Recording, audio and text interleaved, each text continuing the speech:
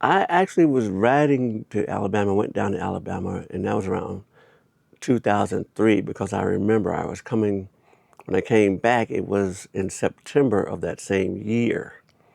And then I took a job working for Case Western Reserve in 2003 with their law enforcement protective services department on campus. But anyway, this video is not about that. I just wanted to correct something about a date and a time within the last video. So this video, continuing with the spiritual encounters and the spiritual experiences, this was the year 2007. And I had ventured into the whole online dating thing, right? And I met a lady there online, talked about the whole Christian relationship, Christianity, and within 6 months, I had become her husband, and we were living together. I moved out of my apartment, moved in with her, the whole shebang, right? And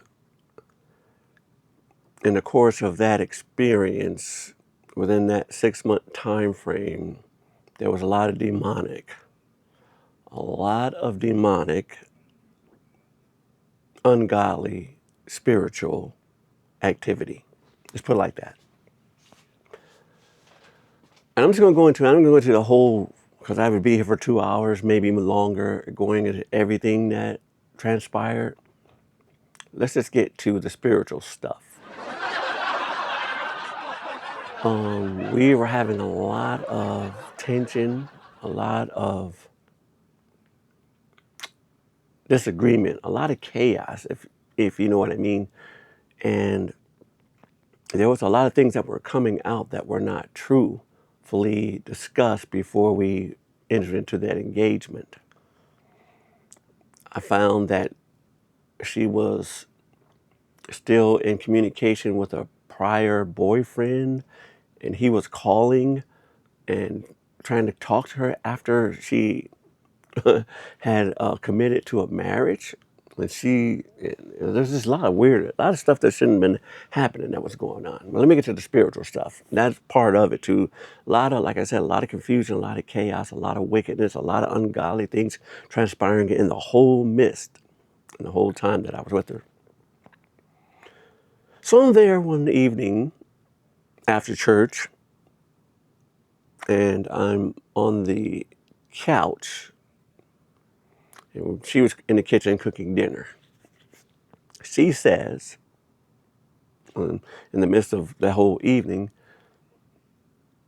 I come in the kitchen and she starts speaking to me and she says, "Did you see her? Did you see her?" And I'm like, what are you talking about? I'm watching TV. Laying on the couch, and this was her apartment. I just moved in with her and left my apartment behind. I'm sitting on the couch. I'm like, "No, what are you talking about?" She said, "It's a little girl. She was standing right in front of you." I was like, "What?" She's like, you didn't see her? She's in the corner. She's standing right there in front of you when you were in the living room. And I'm like, I stopped right there. I said, "What are you talking about? What are you talking about?" I was watching TV as one of those Christian programs was on, and back in the day.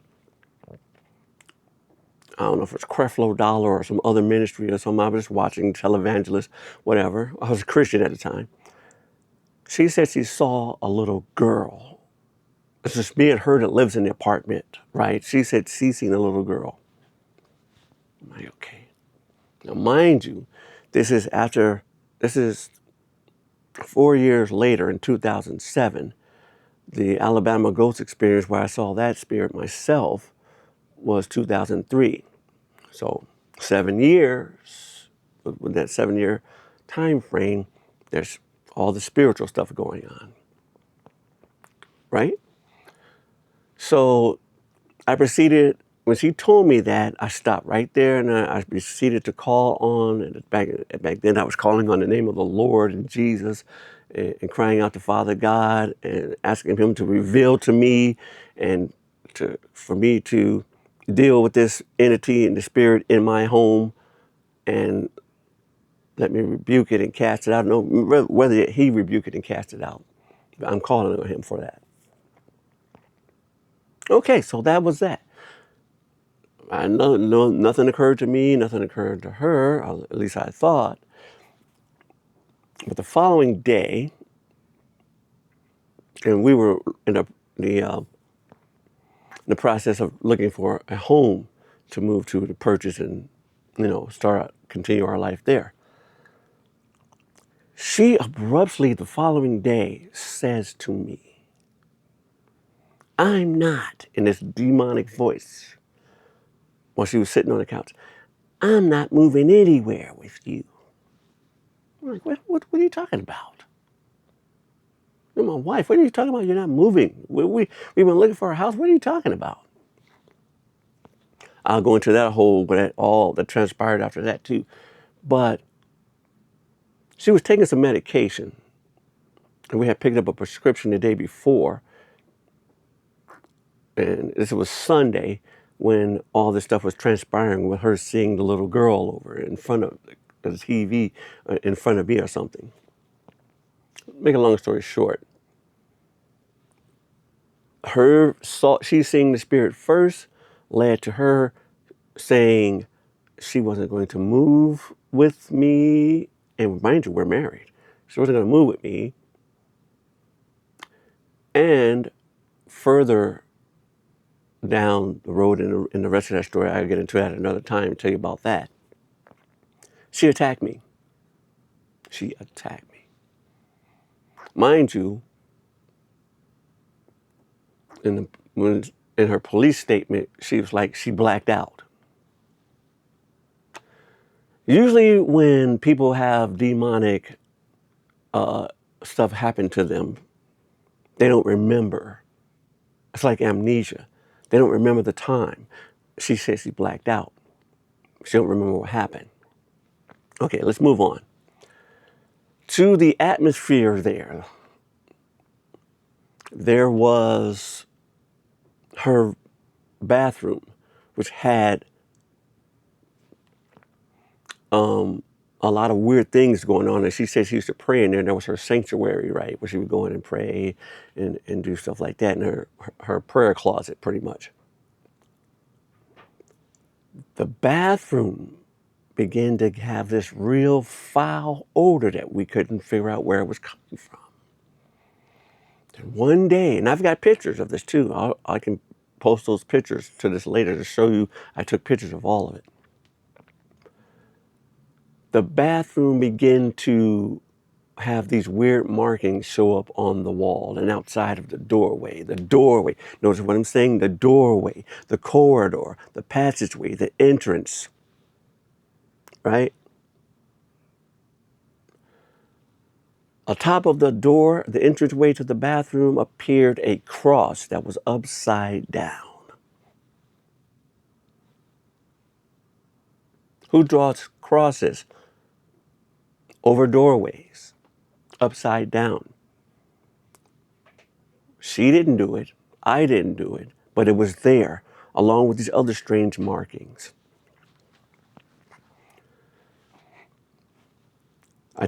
When I was talking to her about her background, she told me that she had been to deliverance ministries. Now, why do you go to a deliverance ministry or someplace? Because you think you're dealing with something demonic. You think that there's something that you need to have cast out, or some spirits are torturing you and bothering you, and you're seeking help, and you're going to people who you think can cast these spirits out and you can get some help, right? She later proceeded to tell me in the midst of our conversations that her and her mom used to see spirits all the time. And her house and their backyard used to be full of spirits all the time. How are you professing to be a believer and you're entertaining all these spirits, not casting them out, but inviting them and making them welcome in your presence. I share this with you because this is my personal testimony about being unequally yoked together with people who have spiritual issues already going on. Now, the Most High allowed me to go through that to teach me a lesson about being, I don't like this one off on me. That's great. See, hold on. Okay. All right. We're back to teach me a lesson about desiring and coveting and wanting things and not being patient and not waiting on Him to present things to me. And whether or not I should even be pursuing certain things. Now, that was a very hard lesson, let me tell you, that I learned from that. There was so much demonic and spiritual activity going on in that situation that I yoked myself up in, right?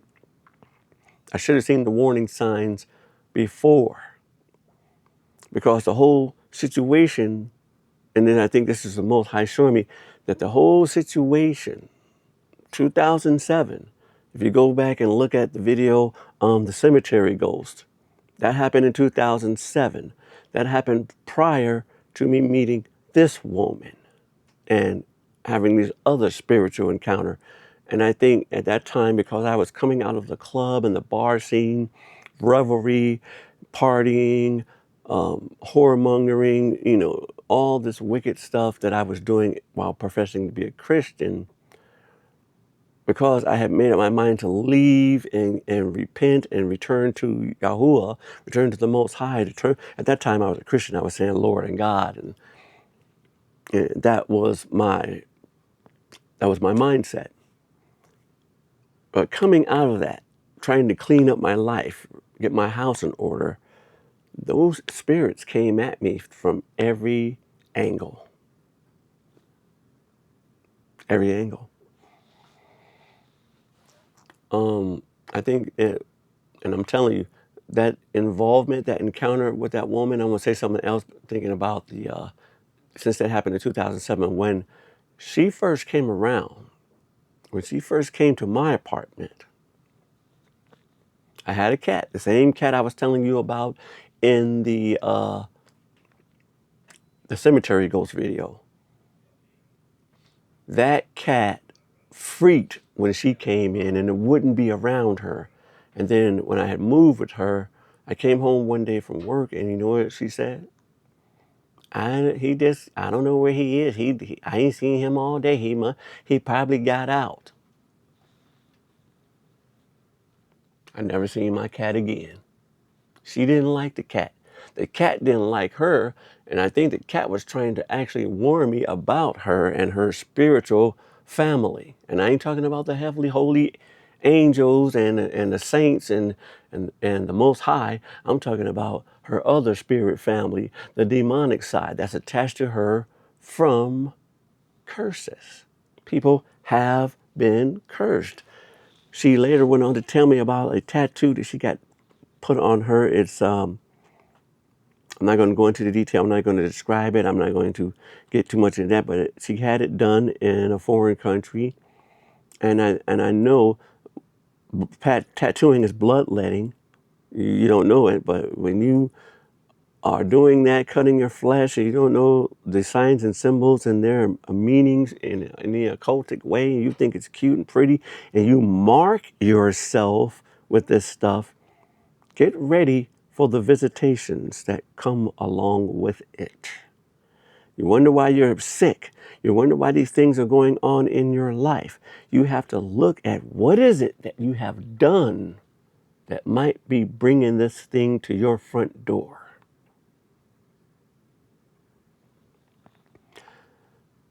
All I have to say is, ladies and gentlemen, watch what you do in this world, because who you yoke up with who you deal with, if they're not walking in the truth, if they're not trying to live a set apart life, if they're not turned away from any type of wickedness or denounce anything in involvement with some kind of occultic or ungodly thing,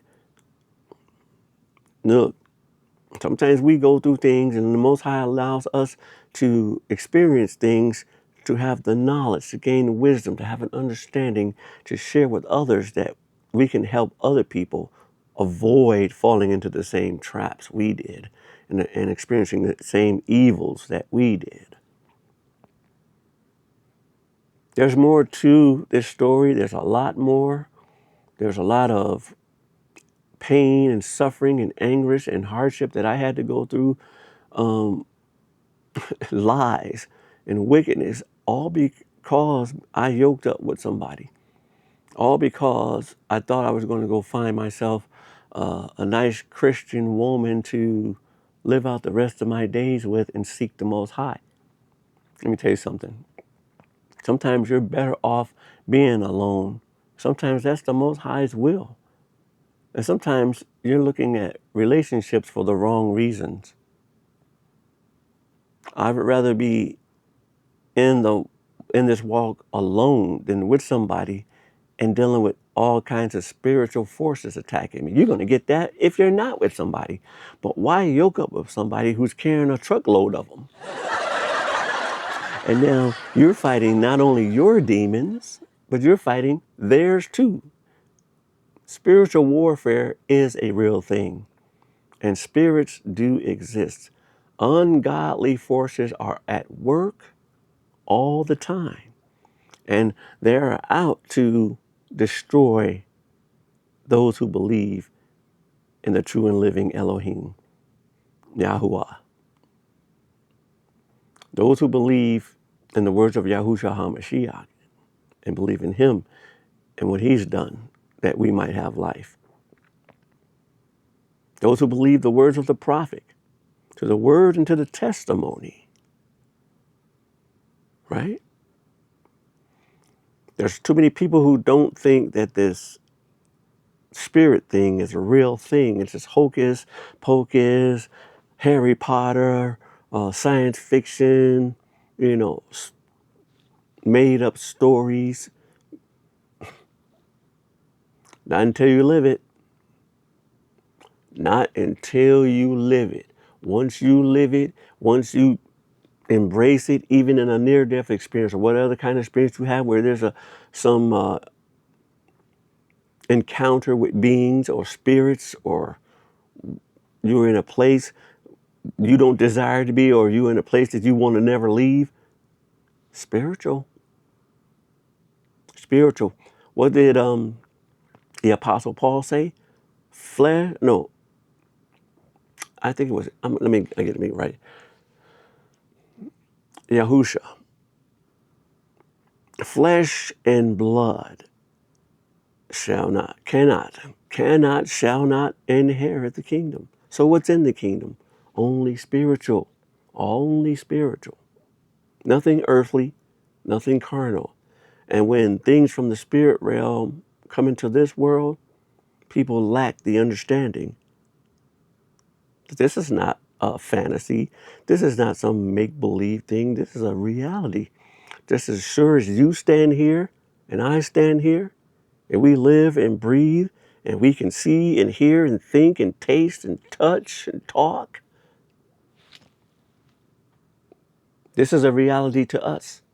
But there's also a hidden reality that you don't see until the Most High allows you to see it.